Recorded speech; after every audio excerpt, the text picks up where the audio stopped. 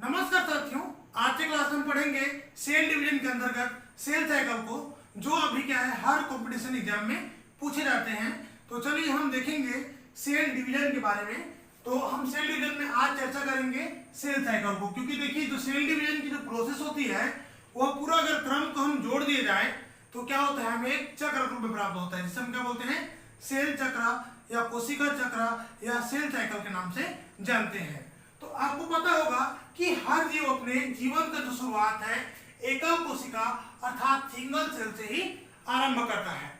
चाहे वो कोई भी ऑर्गेनिज्म हो, उसकी जीवन की जो शुरुआत होती है, शुरुआती कोशिका होती है, वह क्या है, सिंगल सेल से ही आरंभ होती है। इस प्रकार देखिए जो मातृ कोशिका रहता है वह विभाजन करके क्या बनाता है, कोशिका बनाता है। किस प्रकार की, संतति कोशिका यानी कि डॉटर सेल का निर्माण करता है। और ये जो प्रोसेस होती है सेल डिवीजन के द्वारा ही कंप्लीट होती है। हम देखेंगे कि कोशिका का जो मुख्य जो गुणधर्म है, आपको इसमें दो गुणधर्म लिखित मिलेगा, वृद्धि और दूसरा जनन, है ना। तो पहला इसका जो गुणधर्म है वृद्धि यानी कि ग्रोथ, और सेकेंड है रिप्रोडक्शन। तो आपको क्या है, दो गुणधर्म कोशिका का देखने को मिलेगा। तो इसमें क्या है, दो चीज, क्या, वृद्धि और जनन। हम बात करेंगे कोशिका विभाजन के दौरान की होने वाली घटनाओं की, तो आपको क्या मिलेगा, डीएनए रेप्लिकेशन या डीएनए प्रकृतिकरण, और दूसरा जो घटना है यह है कोशिका वृद्धि।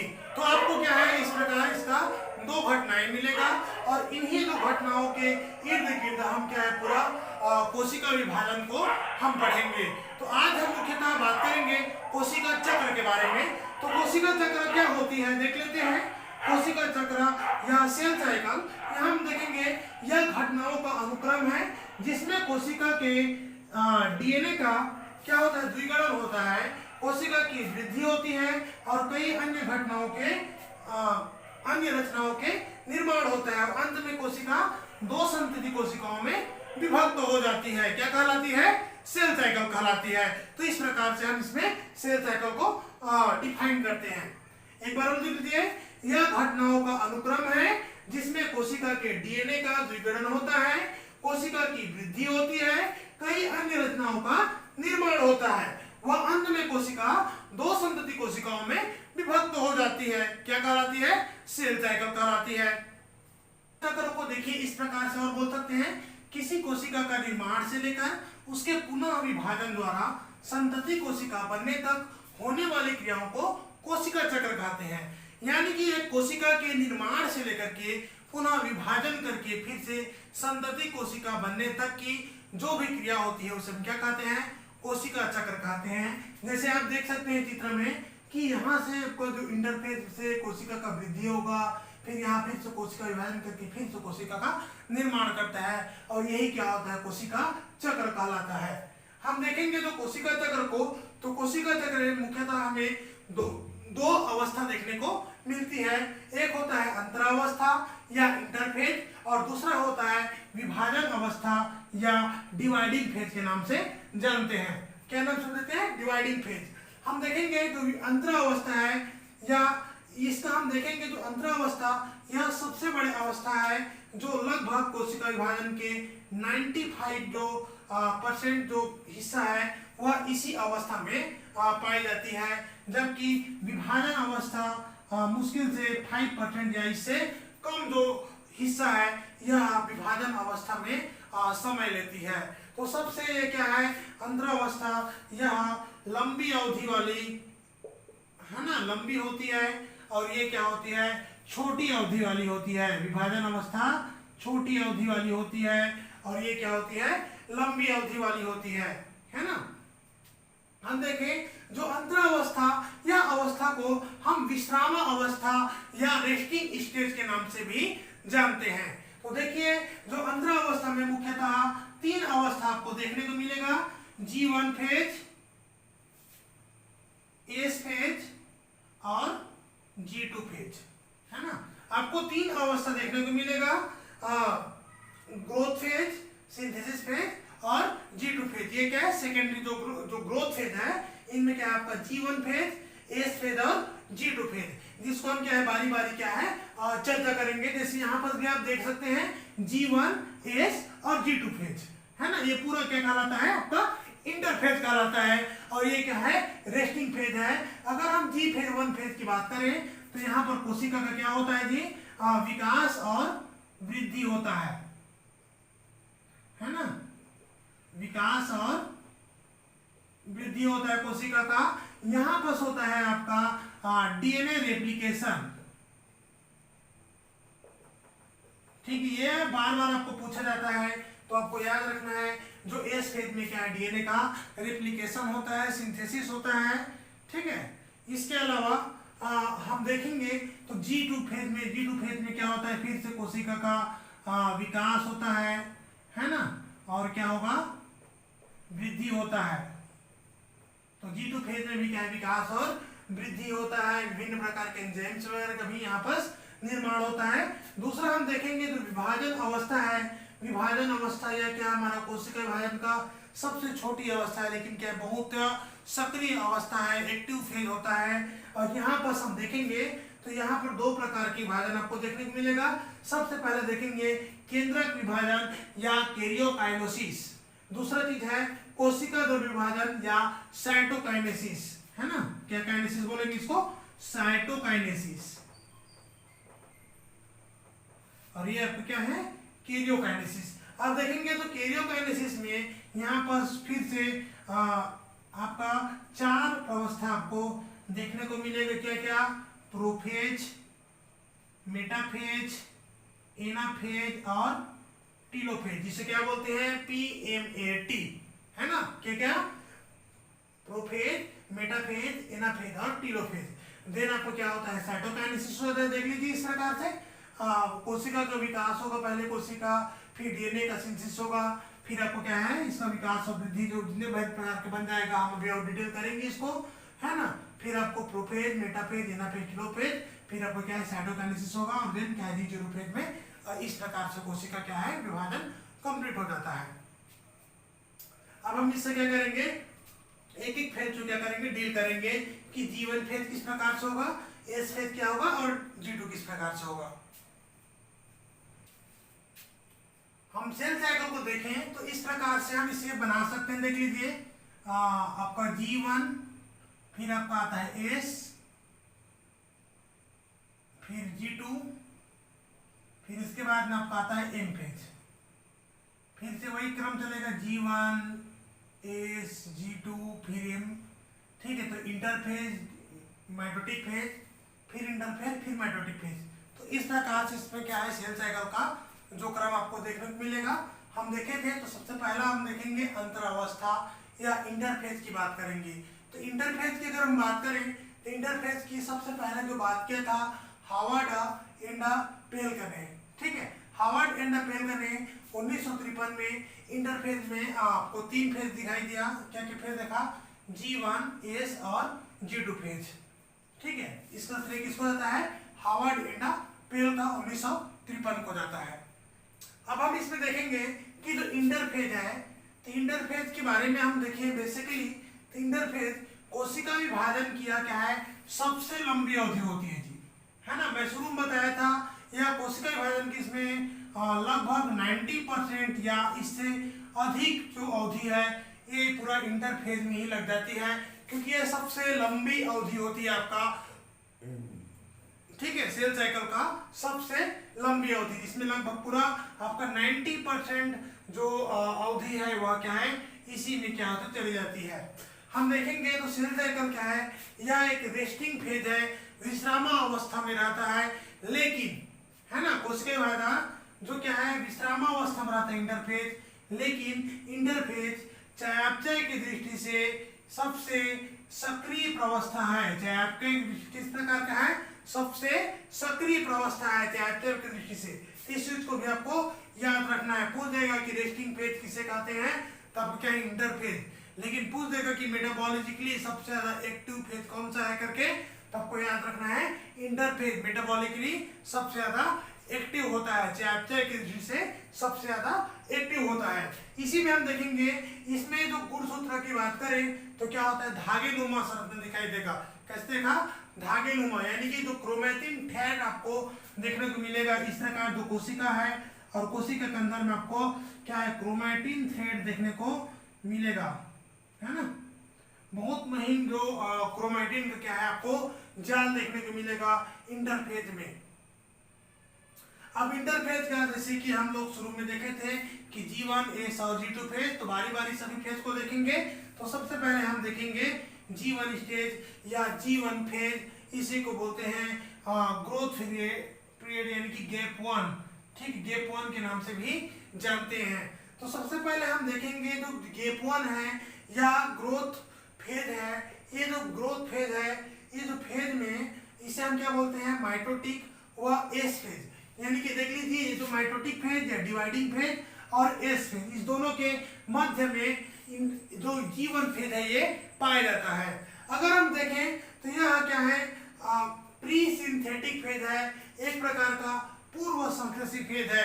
अब ऐसा इसलिए बोलते हैं कि एस को क्या बोलते हैं, संश्लेषी फेज यानी सिंथेटिक फेज बोलेंगे, और सिंथेसिस फेज के पहले है, इसीलिए क्या बोलेंगे, पूर्व संश्लेषी फेज के नाम से भी जानते हैं।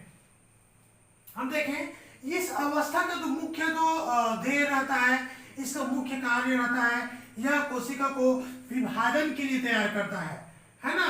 इस फेज में कोशिका है हमारा, ये क्या है, विभाजन के लिए तैयार होती है। दूसरा चीज देखेंगे तो कोशिका का वृद्धि व विकास इसी फेज में ही होता है ना।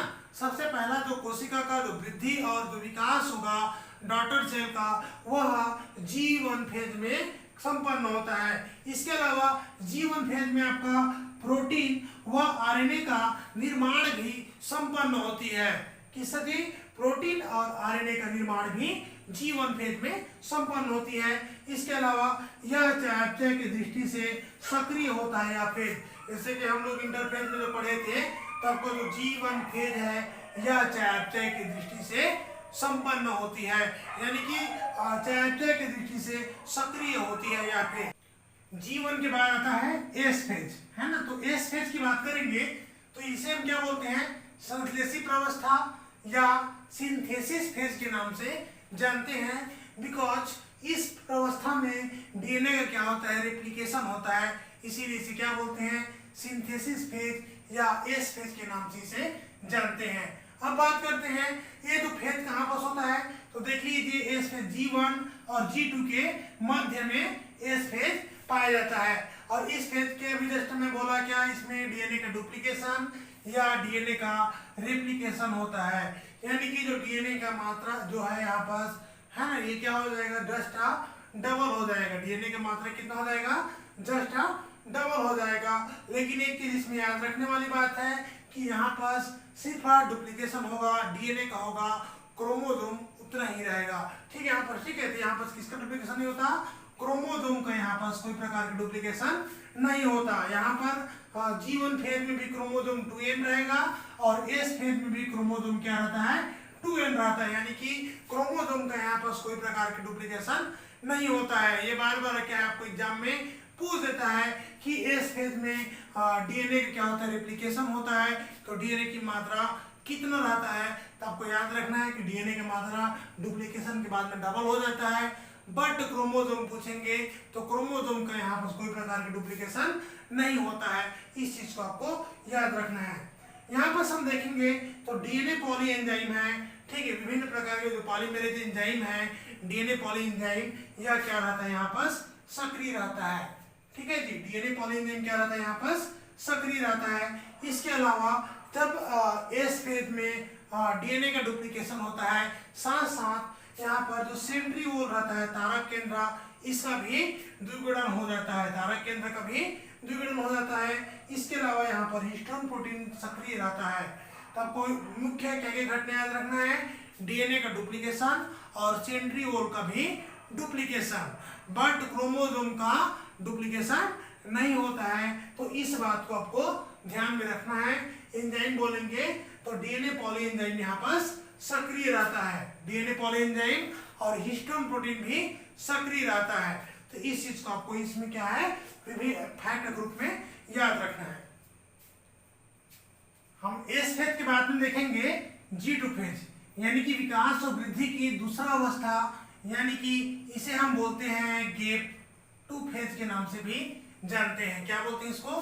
गेप टू बोलते हैं, है ना। जी टू फेज को पहला को क्या बोलते हैं? गेप वन, और जी टू को गेप टू के नाम से भी जानते हैं। इसके अलावा इसे हम पोस्ट सिंथेटिक फेज के नाम से भी जानते हैं, क्योंकि यह सिंथेटिक फेज के बाद में आता है, इसीलिए पोस्ट सिंथेटिक फेज के नाम से भी जानते हैं। अब देखेंगे इसकी स्थिति को, तो यह एम फेज और एस फेज के मध्य में पाया जाता है। ठीक है, दोनों फेज के मध्य में। और देखें तो इस प्रवस्था में और अधिक कोशिका वृद्धि और विकास होता है। पहले तो वृद्धि और विकास यहाँ पर हो चुका था, लेकिन यहाँ पर और ज्यादा कोशिका की वृद्धि और विकास की प्रोसेस संपन्न होती है।